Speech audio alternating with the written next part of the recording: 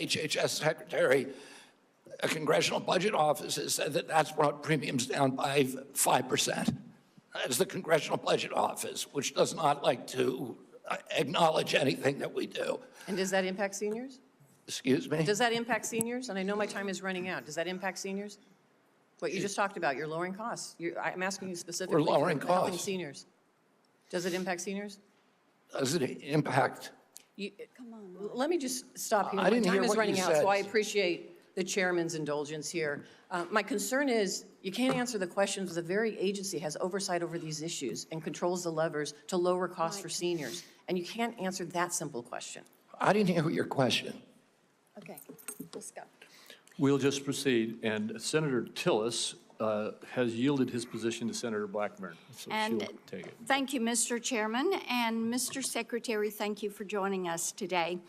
I appreciate the comments you've made about the Rural Health Transformation Program. That is something many of us worked on, and we were pleased to push that out of this committee, and I know Dr. Oz is moving forward with implementing that. I appreciate your comments to Senator Warner on the area wage index. He and I have worked on fixing that, and we appreciate your attention. I am delighted to know that you're going to end the revolving door and the conflicts of interest. I have found it so unseemly that people who work with a pharmaceutical or with a big food company then go back over into CDC or NIH or FDA, and then they're signing off on regulation for their former employer and many times their future employer. So we appreciate that. Senator Langford went to you on the PBMs, and as you are aware, my PBM Act that Senator Wyden worked with me on, that made it out of this committee last cycle. And making certain that we keep these rural pharmacies open, making certain that PBMs do not profit above what is their standard service fee, and that they have to disclose all their pricing. That is going to be an imperative. So will you work with us to get that PBM legislation across the finish line and to the president's desk? Yes, Senator, absolutely. Thank you. Interoperability is something that you have announced, a new interoperability framework to better align data sharing principles. And this is important to digital health. And as you're aware, when we passed 21st Century Cures in 2018, the Software Act and that health IT definition is something that I worked tirelessly on to get implemented. So what I want to hear from you is, how does CMS plan to align this new framework with the existing federal framework, and how are we going to be able to move forward with one national policy on interoperability? Well, I don't know if we, what we have right now is concrete commitments from the 60 top tech companies who we were able to convene to do data sharing, to do patient accessibility, and to do interoperability. But I can't tell you how that's going to mesh. Then if you will have someone submit to me in writing what that pathway is, this is something that is essential if we're going to be able to benefit from that data. So having some specificity on the pathway will be helpful. I did want to talk with you. Last time you were here, I talked about the concerns on overprescribing prescription stimulant drugs for children. And there are ways that HHS can work collaboratively with state agencies on this and to actually promote more community-based intervention to combat overprescribing. And we all have seen the harmful side effects. And there's a lot of reporting out there on this, and tremendous concern for grandmamas like me who see children and friends of our grandchildren who suffer with this. So I know your team is working on solutions, so you're going to have your Make Our Children Healthy Again strategy that you're going to release, but talk for a moment. We've got 30 seconds left. Talk for a moment on how you can better arm parents with information on the harmful side effects of overprescribing these stimulant drugs. I mean, one of the problems, Senator, is that, we now have 1 out of every 5 kids on these drugs and the antidepressants, even more. And we know very little about the long-term impacts because NIH and CDC have been asleep at the wheel. Right now, we are doing those studies. We're doing extensive studies so that we can warn parents and so that we can force the companies to put labels on their products. And, we'll do whatever we can to show that, just to get data out to the public. That's really what our function is. And to show what the long-term impact of some of these drugs is. Are we actually preventing suicide or are we creating more suicide? And that's something that we don't know the answer to, which is, how did these drugs become so common in our society without us even knowing the answer to those questions? That is malpractice at these agencies, and that is the malpractice that I am going to fix. Thank you. Thank you. Senator Warren. Thank you, Mr. Chairman. So last November, while you were under consideration to become Secretary of Health and Human Services, Mr. Kennedy, you said, quote, if vaccines are working for somebody, I'm not going to take them away. No exceptions, no ifs, ands, or buts. You would not take away vaccines from anyone who wanted them. Then last week, you announced that the COVID-19 vaccine is no longer approved for healthy people under the age of 65. In announcing the change, you said the vaccine will be available for anyone who wants it. Now, obviously, both things cannot be true at the same moment. So let's clear this up right now, Secretary Kennedy. Will you tell America that all adults and all children over 6 months of age are eligible to get a COVID booster at their local pharmacy today? Anybody can get the booster. I'm sorry? Anybody can get it, Senator. Anybody. So you're saying that is now the official rule of HHS. Anybody is eligible to get a booster by just walking into the pharmacy. It's not recommended for healthy people. No.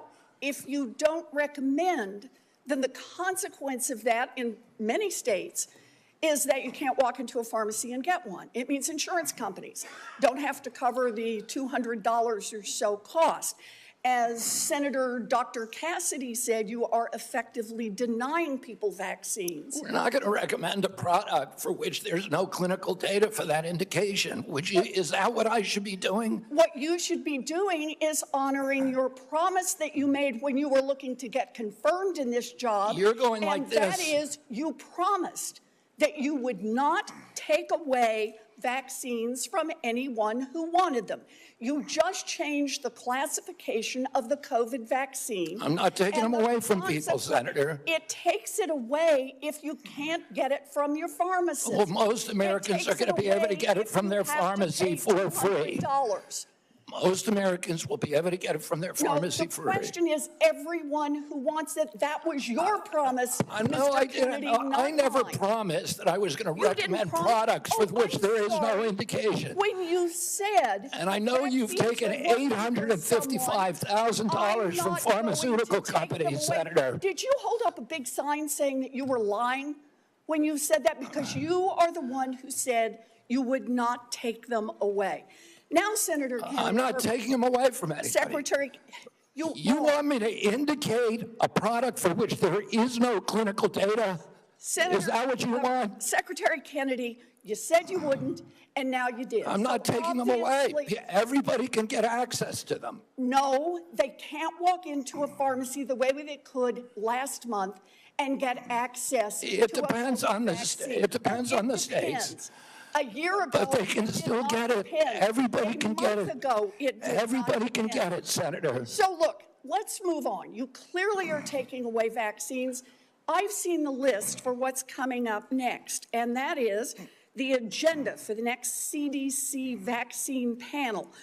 And first up is ratifying your COVID actions. Second is hepatitis B is on the agenda. So should Americans expect you to take away hepatitis vaccine access as well, even though you promised not to? As I said, I'm not taking vaccines away from anybody. Okay, same answer, right? You're just going to deny that when people can't get access, that you're not taking it away. Then let me ask you, is that the same game you're going to play with measles, you want me to, mumps, so you want me to rubella, recommend chickenpox? every product in the world No. so that I without want any you to clinical trial follow data? through on your promises. Yeah, my promise was to give. A month ago, we could get COVID vaccines by just walking You can into a still get pharmacy. COVID vaccines, You Senator. are taking that away. No, you are So still, let me you can ask still you get the one more COVID vaccines, question, and Secretary Medicare will still Kennedy. pay for them, and Medicaid will still pay Could you for tell them. the head of the CDC that if she refused to sign off on your changes to the childhood vaccine schedule, that she had to resign? No, I told her that she had to resign because I asked her, are you a trustworthy person? And she said no. So What? if you had an employee who told you they weren't trustworthy, would you ask them to resign, Senator? So I'm sorry, but this is not what she has said publicly. She has Well, said I'm she not was surprised about pre-approved. that. So you're saying she's lying? Yes.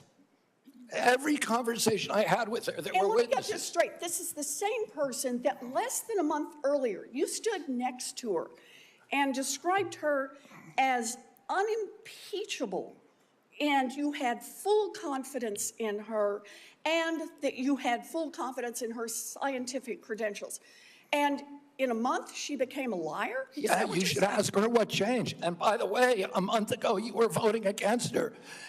Oh, because you thought she was either incompetent, ineligible, or unsuited to the task. I Well, voted now I against her agree because with I you. was afraid she was going to bend the knee to you and Donald Trump. And it looks like she didn't bend the knee, so you fired her. Look, you are putting America's babies' health at risk, America's seniors' health at risk, all Americans' health at risk, and you should resign. Senator Sanders. Just want to pick up on Senator Warren's point. Are you telling us that the former head of CDC went to you, you asked her, are you a trustworthy person? And she said, no, I am not a trustworthy person? She didn't say, no, I'm not a trustworthy person. She said, no. Wow. Giving a quote. I- And I asked her no, twice. no, 1 second. And you're also repeating now that she is a liar, correct? What you wrote in the Wall Street If Journal. she wrote that I fired her because she refused to sign on in advance for the ACIP committee, no, that's not accurate. All right, so you're calling her a liar, and I look forward to her coming before the Help Committee, maybe this committee as well. All right, Mr. Secretary, I've got a bunch of questions. Appreciate brevity in answering it. So-called beautiful bill threw 15 million Americans off of health care, substantially raised premiums, and is going to have a terrible impact on nursing homes, community health centers, rural hospitals all over America. Very briefly, is that really making America healthy again? It's going to have it's going to be the biggest infusion of federal dollars into rural health care in American history. Yeah, you know why? Because you're cutting $150 billion for rural hospitals. You're putting $50 billion back. That's not an infusion. That's a loss of $100 billion. All right, next question. President Trump, who I don't usually agree with, called COVID vaccines, quote, one of the greatest miracles in the history of modern-day medicine that saved tens of millions of lives worldwide. Scientific community agrees with Trump. Lancet study found that it prevented almost 20 million deaths during their first year of use. Secretary Kennedy, are President Trump and the medical community right, or do you still believe that the COVID vaccine was, quote, the deadliest vaccine ever made? No, first of all, I didn't say that. Oh, I said that in terms of affairs reports a while ago. I said today, I think that President Trump should get the Nobel Prize. So who's right? Is Trump in the medical community right, or are you right? President Trump did an extraordinary piece of leadership. Is he right or wrong? Did COVID save millions of lives? As I said, he got Americans back to work. At that time, that particular vaccine, which perfectly matched the virus that was circulating then, and I have no idea how many lives it saved, but it saved quite a few. You know, what I find a little bit weird in this discussion, I'm hearing it over and over again this morning, Mr. Chairman, is we've got the entire medical community on one side. You got the AMA representing hundreds of thousands of doctors, the American Academy of Pediatrics, the American Public Health Association. All of these organizations are telling us that COVID vaccine and vaccines in general are safe and effective. You are casting doubt on that. Who are who are the organizations that are agreeing with you and casting aspersions on vaccines? The primary advisors are Marty McCary, Jay Bhattacharya, Dr. Oz, Vinay Prasad. So you got a few doctors who agree with you, and I'm giving you the Not name. a few doctors. What you're talking about is there's a big difference, Senator, between established science and the scientific establishment, which has been co-opted by the pharmaceutical Hold on. So industry. you're telling the American people that the American Medical Association, representing hundreds of thousands of people, have been co-opted and that they should not trust their doctors. And I'm the telling you, American Academy of Pediatrics, and by the way, just for the record, every single Republican, I don't mean to be political here, Mr. Chairman, has received PAC money from the pharmaceutical industry. Are they all corrupt as well? And I'm telling you, the American Heart Association has been co-opted by the food Everybody industry. but you, Senator. But you know what? When you ran for president, you know, we have a corrupt campaign finance system. Maybe you will agree with me on that. Okay, you were already president, you got a billionaire behind it. You received $300,000 from people, not from the industry, people in it, as I did, from individuals. You corrupt. President Trump got $3 million. Every Republican got corporate PAC money for the pharmaceutical industry. Democrats as well. Everybody is corrupt, but you? Is that what we're looking at? I don't think so. And I think the issue now... I don't even know what you're talking about. Well, I think you do know what I'm talking about. I don't know what you're talking about. The issue is every time anyone disagrees with you... Are you saying the pharmaceutical industry was supporting my presidential campaign? I'm saying, I don't think so. I'm not saying that. I'm saying that the pharmaceutical industry is a greedy institution which is charging us the highest prices in the world. They are pervasive. But to suggest that every institution, the AMA, the pediatrics people, is corrupt because they disagree with you is an insult to the American people. Listen, people disagree with me all the time. I have arguments in my agency, heated arguments every day with Jay Bhattacharya, with Marty McCary, with Dr. Oz. You have given the names of a few people. I have given you the names of organizations representing hundreds of thousands of doctors and scientists. I yield, Mr. President. Senator Tillis. Thank you, Mr. Chair. Secretary Kennedy, thank you for being here. A couple of times you asked people if they were making a statement or a question. What I think I may do, just to give you a breather, is to make a statement with a lot of questions. And just for the record, I'd like for you to have the opportunity to have your staff respond. I can't conclude from the discussion today where you are on warp speed. So I would like the definitive statement on exactly where you are. Was it good? Was it bad? Were there things that worked? Were there things that didn't work? I can't discern that from what you said here. I, for one, think that it was a signature accomplishment of President Trump, and the mRNA platform is something. I agree with that. I look forward to you giving us a detailed statement on exactly where you are with warp speed. I'm not a doctor. I'm not a trial lawyer. I'm a boring management consultant. Another question that we'll submit in the record, I'll give you directionally where we're going. I don't see how you go over 4 weeks from a public health expert with unimpeachable scientific credentials, a longtime champion of MAHA values, caring and compassionate and brilliant microbiologist, and 4 weeks later, fire her because at least the public reports say because she refused to fire people that work for her. So as somebody who advised executives on hiring strategies, number one, I would suggest in the interview, you ask them if they're truthful rather than 4 weeks after we took the time of the U.S. Senate to confirm the person, just for the future nominee that we're going to have to consider. But I do also believe that some of your statements seem to contradict what you said in the prior hearing. You said you're going to empower the scientists at HHS to do their job. I'd just like to see evidence where you've done that, and I'm sure that you will have some. You will do nothing that makes it difficult or discourages people from taking vaccines. There seem to be several reports that would seem to refute that, but I'd rather you just respond to it.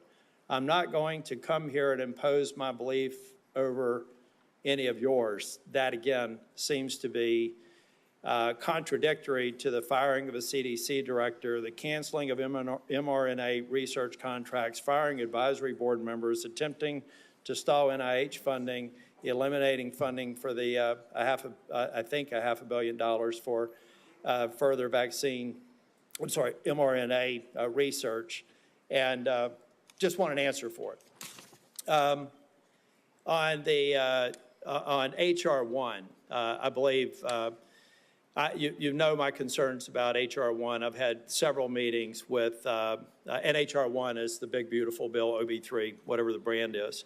But I'm still, I've got an office with 60 staff, including half of them in state office. I've had 3 different estimates of the economic impact on the state of North Carolina.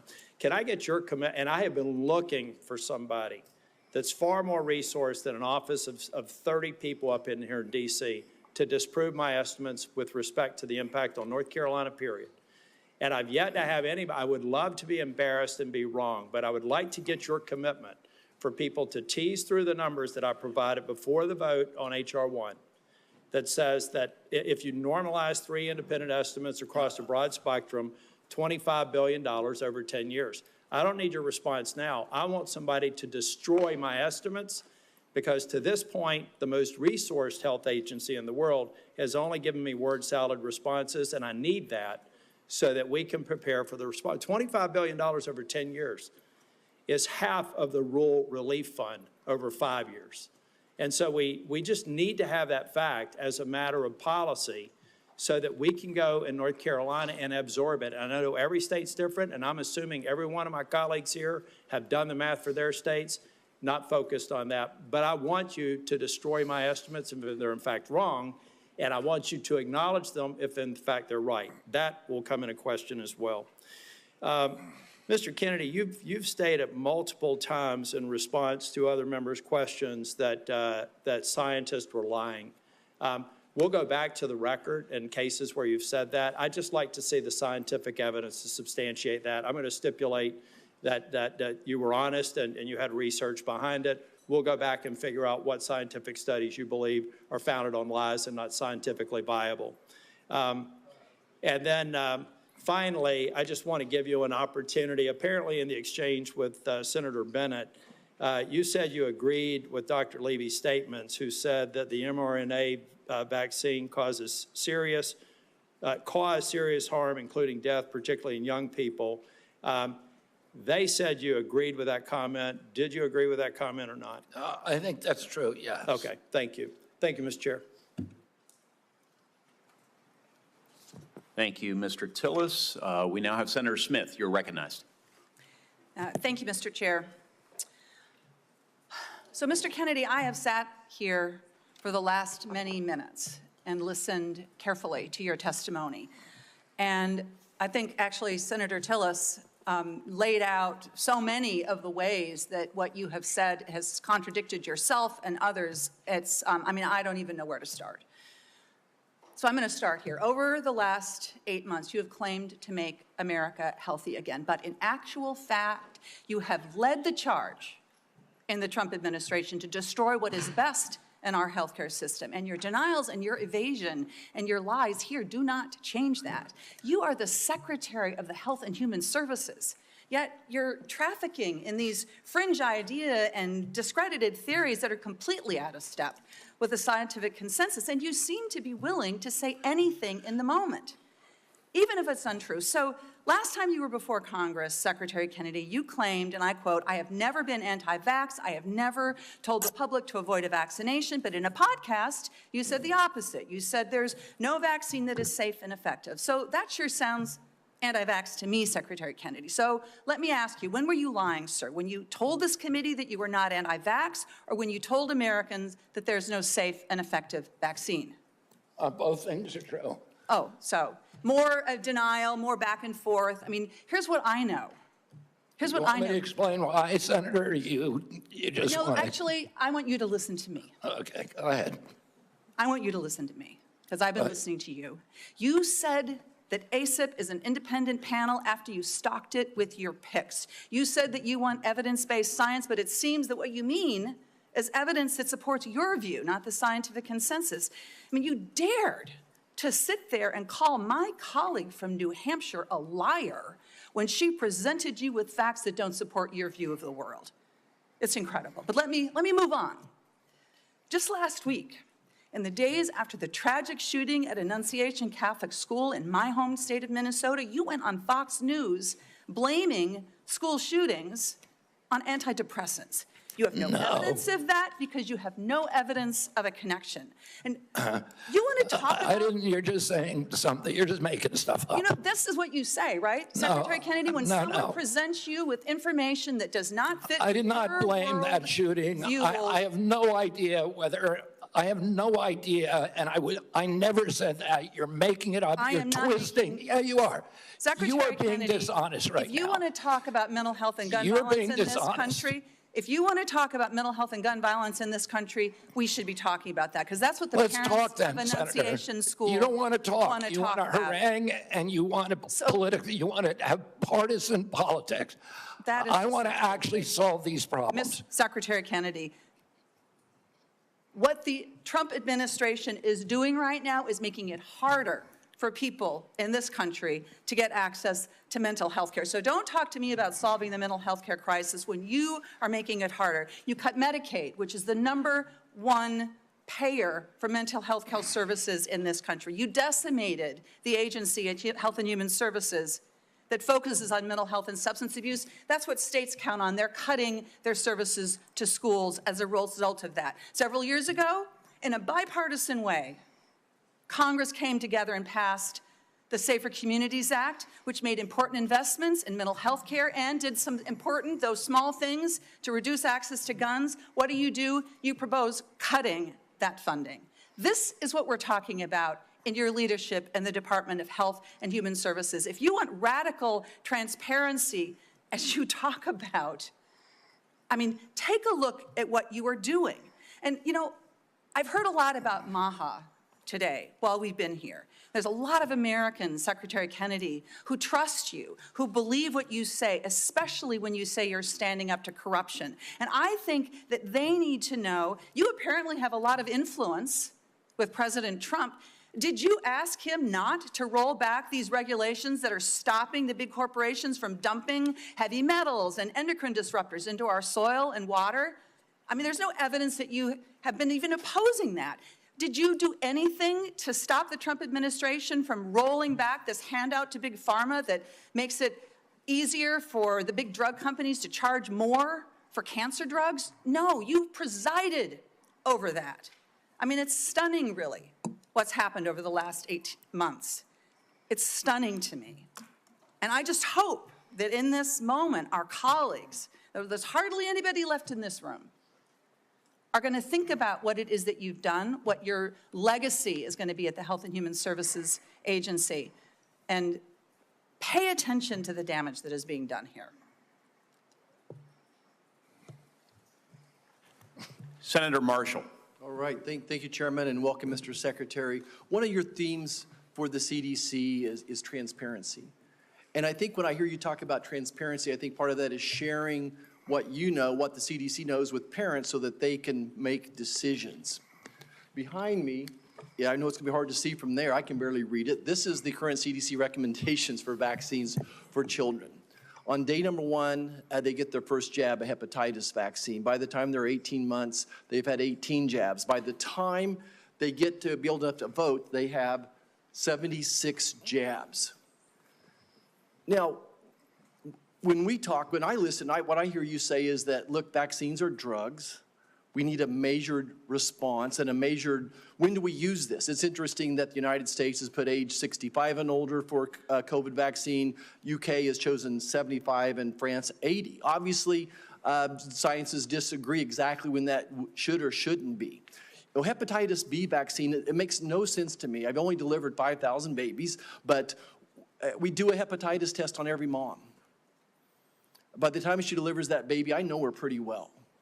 And if she doesn't have any risk factors, if she's not an IV drug abuser, if she's in a stable monogamous relationship, nobody at home has hepatitis, I don't see the benefit myself in that hepatitis vaccine. Everyone's eligible for it. Everyone can get it. And my pediatricians don't always agree with me. And no, I'm not saying if you don't know the hepatitis status of that patient, they shouldn't get it. I'm not saying if this person's had no prenatal care, that puts them at risk for hepatitis. Can you just speak a little bit, when you talk about transparency and trying to empower and make vaccines available, these should be treated just like a medication? Yeah, I mean, you know, I say I'm not anti-vaccine. Saying I'm anti-vaccine is like saying I'm anti-medicine. Well, I'm pro-medicine, but I understand some medicines harm people. Some of them have risks. Some of them have benefits that outweigh those risks for certain populations, and the same is true with vaccines. And we don't understand the risk profile because vaccines are the only medical intervention, medical device, or pharmaceutical drug that are exempt from pre-licensing safety studies. And so there are 2 hepatitis vaccines, and one of them had a safety study that lasted for 4 days on 143 kids for a product that's going to be given to 76 million kids. Yeah. The risk profile prior to the introduction of the vaccine, the risk of a baby dying from hepatitis B was 1 in 7 million. That means you need to give 7 million hepatitis B vaccines to prevent 1 death if you're going to give 7 million. Right. So, Mr. Secretary, and I guess before the press labels me wrong, I'm not anti-vax either. I think MMR's been a great vaccine. The DPT's been a great vaccine. Polio's been a great vaccine. Smallpox. So there are great, but it's the measured approach that we're after, the transparency. You're trying to empower parents here. What I feel the difference is, sometimes my friends across the aisle feel like there's a one-size-fits-all, that they should be telling parents what to do. And what you and I are fighting for is we want to empower parents to make these decisions. I want to talk about morbidity and mortality of COVID for just a second. It is so true that 2 things can be true, and I don't understand why, just the rabbit hole some of my colleagues are going down. There's a big difference. When I was out there practicing, doing volunteer work, I was so confused myself on the numbers. People dying with COVID versus from COVID. And we still don't have that message, and I think that's what I hear you saying as well. How many people died from COVID versus with COVID is a different answer. The situation today is so different when this monster virus was made at a laboratory in Wuhan, China, and none of us had ever seen this virus, and we had no immunity to it. But today, every American's had COVID a dozen times probably, and we built up immunity. And I think that's why both things are true. It was a miracle. Warp speed was a miracle, what President Trump and his team did, and it saved millions of lives most likely. But it's also true that it probably killed some people. Like most vaccines, there is a death rate associated. So both things are true. Anything else you want to clear up on the morbidity, mortality of COVID and COVID vaccines? Well, I think you just cleared it up. You know, the COVID vaccine was critical. President Trump's leadership got it to us when our society was locked down. It allowed us to open up. It was, as I said, perfectly matched to a virus that was new in the experience of humanity. And so it was a miracle. Right now, we're dealing with completely different circumstances, where the virus has mutated, where it's much less dangerous, where there's a lot of natural immunity and herd immunity.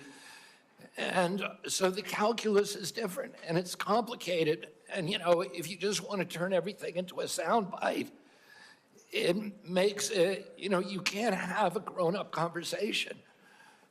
But, you know, there were more reports to VAERS, which is the only surveillance system that we have, of injuries and deaths from that vaccine than all vaccines put together in history.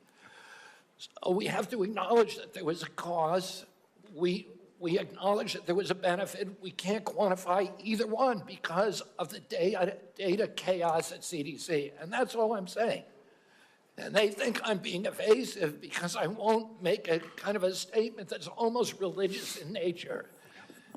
Did it save 1 million lives? Well, there's no data to support that. There may be data, you know, there's no study, that there's modeling studies, there's faulty data. I'm not going to sign on to something if I can't do it to a scientific certainty. It doesn't mean that I'm, you know, anti-vax. It just means I'm pro-science. Thank you. I yield back. Thank you. Thank you, Mr. Chairman. Secretary Kennedy, Dr. Daskalakis, who recently resigned as director of the National Center for Immunization and Respiratory Diseases, his resignation letter stated he and his team were never allowed to brief you. I'm curious who you're listening to, since it's clear you're not listening to qualified experts like Dr. Daskalakis. Can you give the committee the name of the person? I don't consider Dr. Daskalakis. Mr. Secretary, the question that I have for you is, can you give the committee a name of who you're getting briefed by? I'm getting briefed by all the time by CDC. Just a name. Well, Dr. William Thompson's one name. Thank you very much, sir. But I can get you a whole list of others. It's on my schedule. Mr. Secretary, that's not a hard question. You know a lot of answers. I'm not being evasive. Okay, then you answered it. Let's go on. Now, you said that you're soon going to release a study claiming to reveal the cause of autism, timed unsurprisingly with the upcoming ACIP meeting to justify taking vaccines from Americans. Now, as you know, autism affects millions of children, so I'd guess you'd have the nation's top medical experts working on this. Mr. Kennedy, you hired a man named David Geyer to conduct this study. Is that correct? No.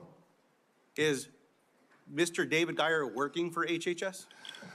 He's a contractor, but he's not conducting a study. He's a contractor? He's a contractor. Do you know who works for you, Mr. Kennedy? Yeah. Do you know that Mr. Geyer is listed as a HHS on the employee directory as a senior data analyst, not a contractor? He's a contractor. He's not an SGE. So is your website wrong? He's not an SGE. I don't know what the... I'm going to pull up the website for you? He's a contractor. If the website says he is a senior data analyst, will you at least admit to the committee Well, I don't know if wrong? a contractor can be classified as a senior data analyst or not. Is Mr. Geyer a doctor? No. Did you know he never went to medical school? He's not practicing medicine. Did you know that he got caught in Maryland and was charged for practicing medicine without a medical license? He was charged by a medical board, he sued the medical board, and the medical board was found to have acted in actual malice and was fined $2.6 million by a judge in Maryland for doing that. See, so you choose to know a lot when you want to know a lot. It's incredible, Mr. Kennedy. Senator, you're ridiculous. So here's the question I have. You brought him in to do this study. I think there's no question about it. I told you he's not doing a study. Is he participating in the study? No. Is he doing any analysis in regards to this study? No. What he's doing is getting access to the Vaccine Safety Data Link, which is the biggest repository for vaccine information that your friend would not give us for 7 months. For Mr. 7 months. Secretary, let me ask you this question, just because you know the answer. What is Mr. Geyer doing? He is the only one, because Congress ordered CDC to open up the VSD to him in 2002. He's the only outsider who's ever seen it. So because CDC will not give us, they have Mr. Secretary, is he participating in this then? No, he is. You just said he's the only dude that knows what's going on here. Do you want me to explain it to you, Senator, or do you just want to show? Do you just want to showboat? I'll submit this. You just want to showboat for your ads, or do you want to hear a real answer to your question? Mr. Secretary, you choose to know answers to questions with some colleagues. And I'm willing to give you the answer. I'm willing to give you the answer. Mr. Secretary, someone should have asked you, maybe President Trump should have asked you, are you a trustworthy person? And we should have waited for an answer then. Let's move on. I don't even know what you're talking about. You're talking gibberish. Mr. Secretary, let me speak slowly and clearly so that you can understand me through my New Mexico accent. And then give me a chance to answer. Does this help? Can you understand me? Yes. Appreciate that. Mr. Secretary, yes or no, did you hire Mr. Geyer to do this study? No. Mr. Chairman, well, let me ask, maybe we'll just get a good answer here. Mr. Secretary, will you commit to sharing the protocols used for the autism study with Congress and to the public? They're public.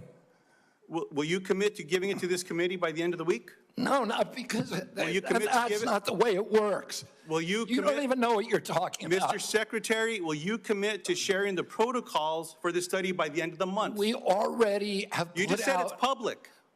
we put out the notice of funding opportunities, and then the scientists from Let all me- over the world. You're not understanding me. Let me No, speak you're clearly not again. understanding how the world works. Do you understand what the protocols are? Senator- Do you understand what they are?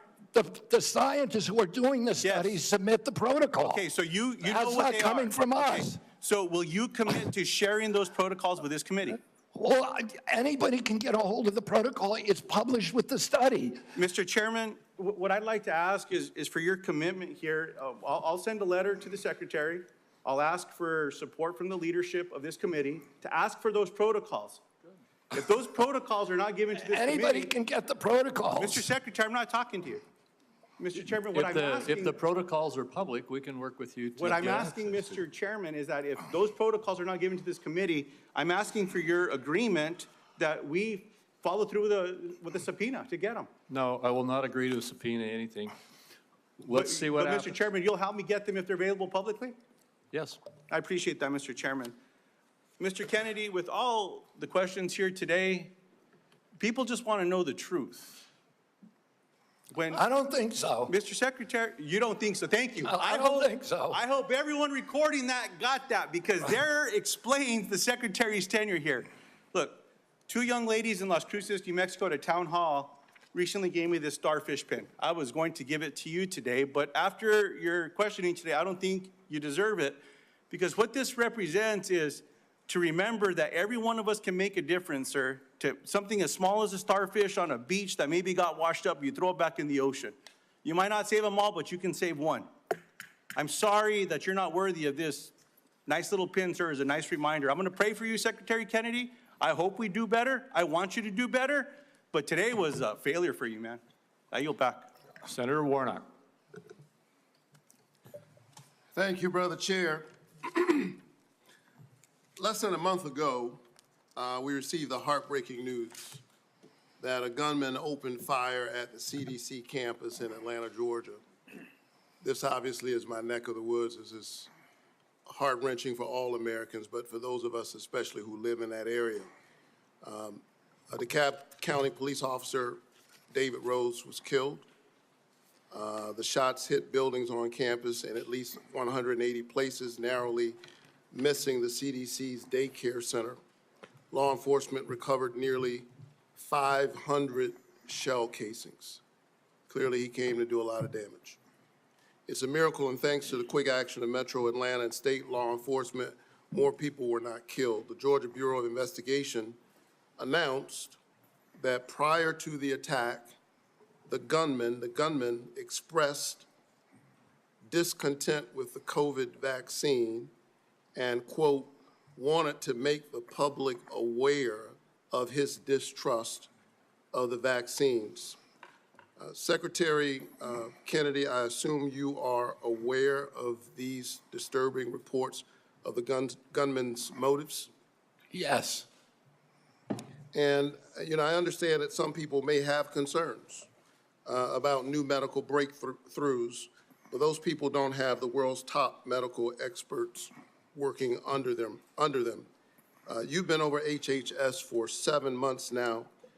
Have you ever been briefed by CDC's career immunization officials to discuss your concerns? And by the way, every member of this panel has criticized President Trump and demonized him. Have you ever Are been you briefed? complicit in the assassination attempts on President Trump?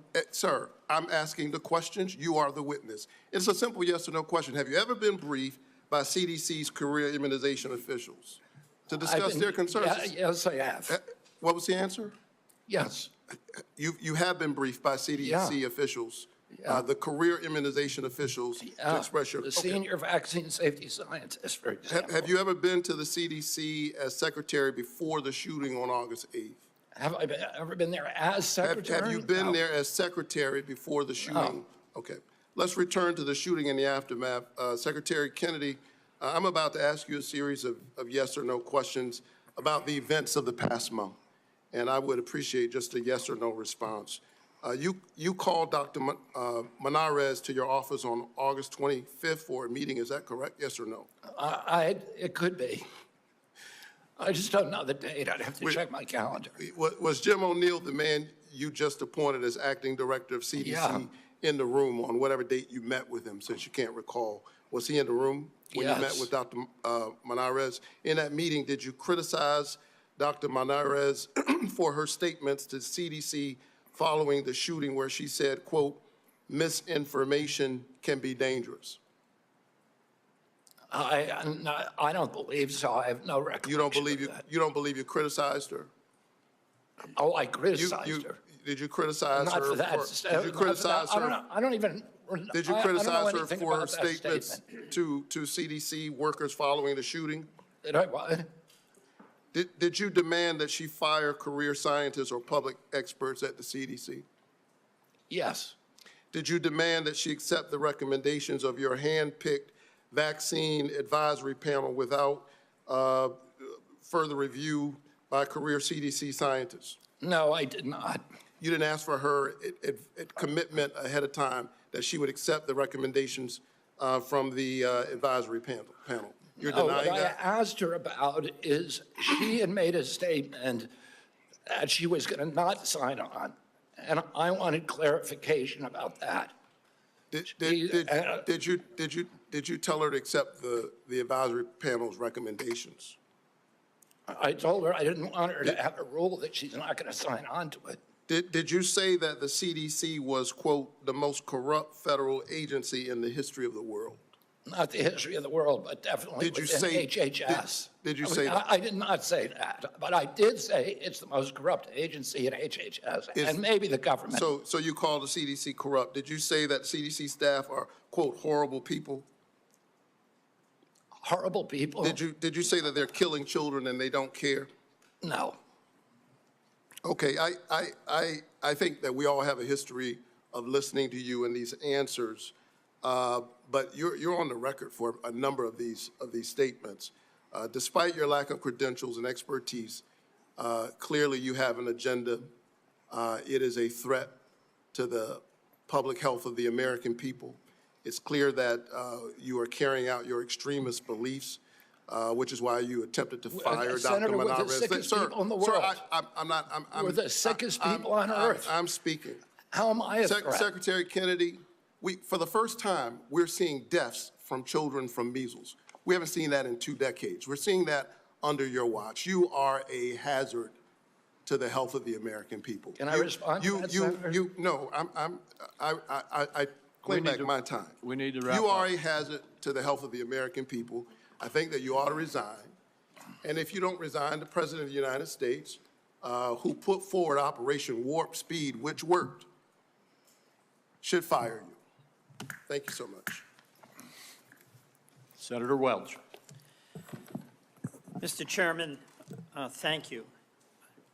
I want to sum up, and I want to make 3 points. First, we have a healthcare affordability crisis in this country. And second, Secretary Kennedy's policies is making that affordability crisis worse, not better. And third, Mr. Chairman, the United States Senate is not doing its job. Healthcare. Citizens of the United States, our employers, our taxpayers and our families pay the most and get the least. That has been persistent and chronic, and it's not being addressed, it's being aggravated. Let me be specific. In Vermont, a family of 4 that makes $82,000 in income with premium support on Obamacare now pays $6,970 for their health care premium. that is going to increase $23,000 to $30,000. That is unaffordable, it's shocking, and it's cruel. The big beautiful bill that we're talking about, Vermonters are going to lose 45,000 families lose health care. That is going to be a hammer blow to our hospitals, because those folks who lose health care don't get a guarantee they won't get sick, and they're going to show up at our community hospitals. Our community hospitals are going to treat them, and they aren't going to be compensated. And it's why Vermont community hospitals are on a financial thin ice, and that's true that about 338 hospitals around our country are in danger of closing. Second, Mr. Chairman, I believe the Secretary made assurances to this committee, and he has not kept the promises he made. Prices have not come down, they've gone up. He assured Senator Cassidy that he would not change the standards for vaccine review. Yet since his confirmation, all 17 members of the Vaccine Advisory Board have been fired by him. He has limited the use of COVID-19 vaccine, and he has inexplicably canceled $500 million in vaccine research and funding. So, you know, I'm not surprised. Stephen Miller credited you with being the crown jewel of the cabinet. And my observation about the crown jewel of the cabinet and the policies of folks who get rewarded are the ones who fire those in service that speak truth to power. Susan Menares, we've gone over that, fired because she refused to fire herself, staff without cause, and refused to rubber stamp changes to the vaccine schedule without data. The head of the Bureau of Labor Statistics was fired because she gave a report with honest numbers about the job report. CIA Russia expert who'd been there for 30 years, fired after the meeting with Putin. So, Mr. President, that is serious and worrisome. But I want to finally end by challenging us in the United States Senate to do our job. We have a constitutional responsibility to be a check and balance. And the fear of our founders was that there would be a concentration of power in one branch, and that would lead to catastrophic consequences for our country. And what has Congress done? On oversight and advice and consent, we have confirmed a vaccine denier. On tariffs, we've given up our constitutional responsibility. On appropriations, we're bending the knee to an administration that is rescinding and decided what to spend and what not to spend, despite what our law in a bipartisan way was passed. We cannot cede power, and there are consequences. A crumbling healthcare system, a deficit exploding, and our allies losing faith in us. You know, Mr. Secretary, in the past, you have accused some of my colleagues of being in the pocket of pharma shills. You did that with Senator Warren today. You've done it in the past with Senator Bennett and Senator Sanders. You are not a pharma shill. But I believe we have to fight pharma and bring down the prices. And Senator Cortez Masto spoke about the legislation that we now have that would reverse the $5 billion handout to Big Pharma in the One Big Beautiful Bill. And when I leave today with Senator Wyden, we are going to go to the floor and seek unanimous consent to pass our legislation that would reverse that giveaway. And I ask you to put your policy in your body where your mouth is, and join us in supporting that bill to restore price negotiation power so those pharma prices can come down from being the highest in the world to something within range of reason. Mr. Chairman, I yield back. Thank you very much. Senator Young. Welcome to the committee, Mr. Secretary. It's my intention not to raise my voice and to give you an opportunity to respond to an inquiry. I'm going to begin with long COVID. Shouldn't be surprised to you. During each of our meetings, we've discussed my interest in making sure our government does its part to address this challenge, which afflicts, by most recent estimates, over 20 million Americans. They have been diagnosed. There are a number of others we know that go undiagnosed. Over 400 million people worldwide suffer from this at a cost of $1 trillion a year, which is roughly 1% of global GDP.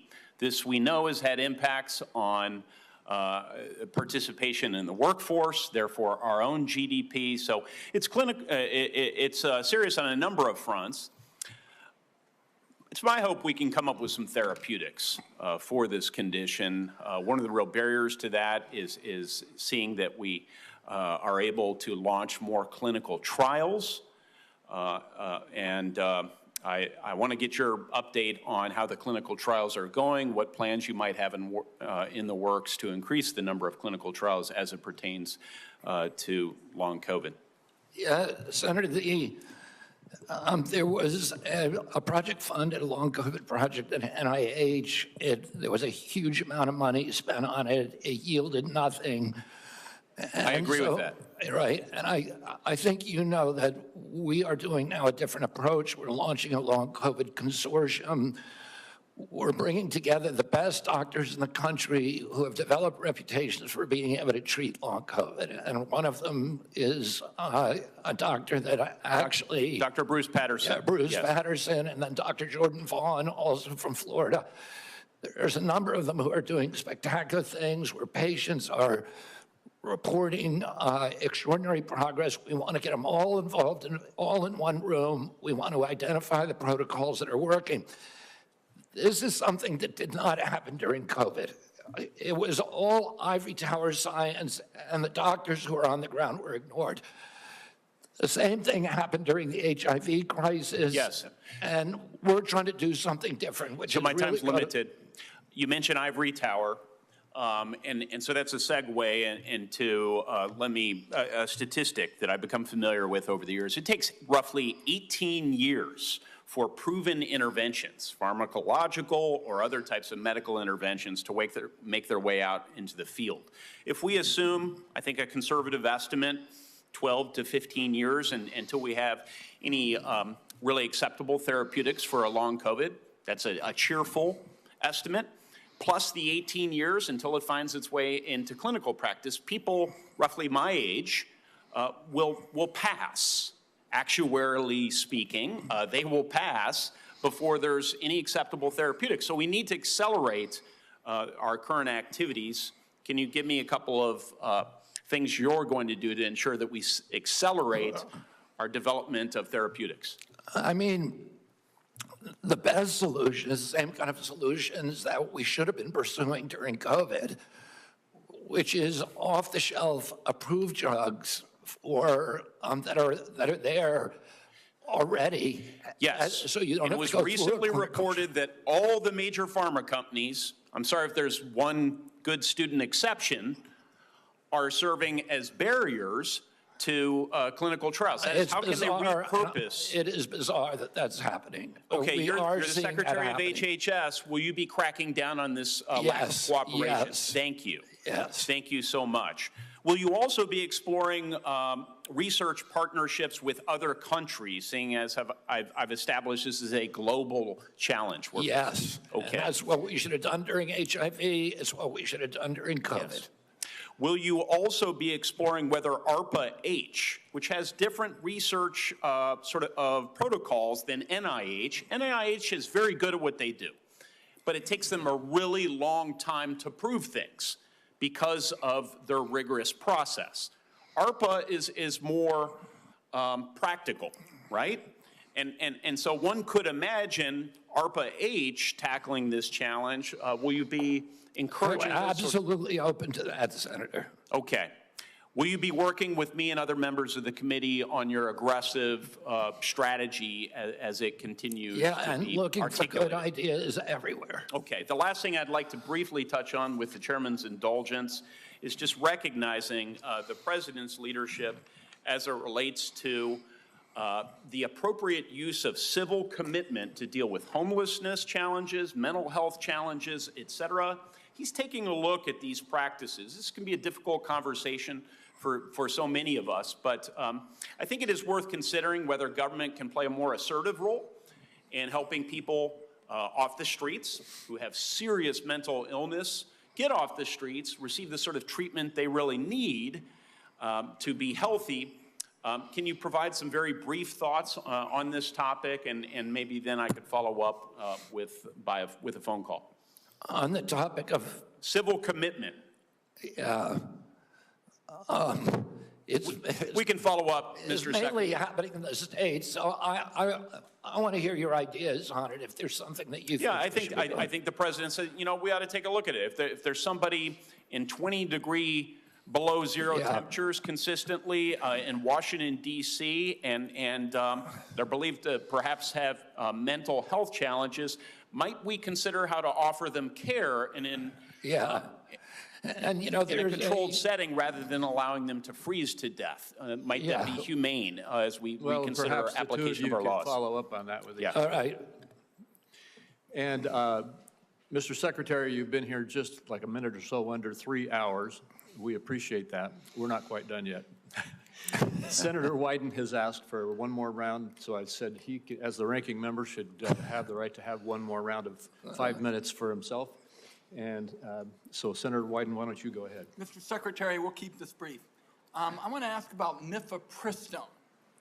I was the first member of Congress to hold a hearing on this drug, which now has served more than 7.5 million women, and of course it is used for reproductive health and medication abortion. It has been documented again and again as safe, and people say safer than Tylenol.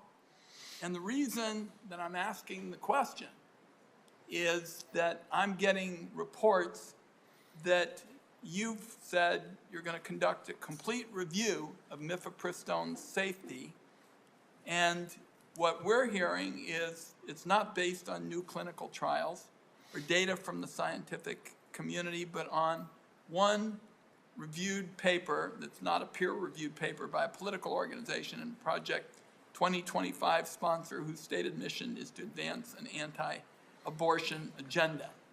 So what I'd like to hear today is for you to say that you'll commit that your best scientists, without bias, will be permitted to conduct this entirely unnecessary safety review. I don't see any evidence for it. You've called for it. But what I'd like to do is make sure that it's done right, and I'm very troubled by what I've heard about it. Your thoughts? You have my commitment. Okay. That'll be good science and good scientists. Okay. We'll get back to you to talk about specifically how that's going to play out, but I appreciate that. Okay, one last point for you, Mr. Chairman. I'm going to ask unanimous consent to enter into the record declaration by these kids, you know, some of them very young, who in the middle of the night, we were told by whistleblowers, are being whisked away and the like. And what I'd like to enter into the record are statements by these kids that we have learned about, and also a memo prepared by the Guatemalan government outlining the deportation effort into the record. We've been able to obtain that, and I think it's an important part of the debate. And with that, I beat my time of 5 minutes. All right, without objection. Thank you very much, Senator Wyden. And we are now at the point where I'll just make a couple of very brief personal closing remarks, and then I've decided, Mr. Secretary, you know, I said at the outset of this hearing it was going to be some partisan battling going on. That is something that is very obvious to anybody who's paid any attention to what's happened in the last 3 hours. There were several times that you were cut off, or I had to cut you off because we needed to keep moving along. And I'm not suggesting that you need to or should, but if there's anything that you felt you didn't have a chance to say, if you could briefly say it now, or if you would like, you'll have the opportunity to submit written responses to questions, which I'm going to reference in a minute, and you could make any further statements that you would like to make at that point. But I think I'll have mercy on everybody here and let us adjourn. All right. Wise choice. Let me just say now that senators will be allowed to submit questions to you for the record by next Thursday, September 11th, by 5 p.m. And I just want to say, Mr. Secretary, during former Secretary Becerra's tenure, responses to these kinds of questions for the record were not delivered in a timely manner. And the example I'm going to give you is that on March 22, 2023, he got questions. He answered in February 22, 2024, 11 months later. A year seems excessive. And I'm going to ask you and your team to not follow the precedent set by Secretary Becerra, and instead to respond as promptly as you can to the questions for the record that you receive. I ask that of every single nominee, and you may or may not recall, you've probably already told me you would do that in your nomination hearing. But with that, once again, to my colleagues, the deadline for submitting these questions for the record is September 11th at 5 p.m. And hearing nothing further, this hearing is adjourned.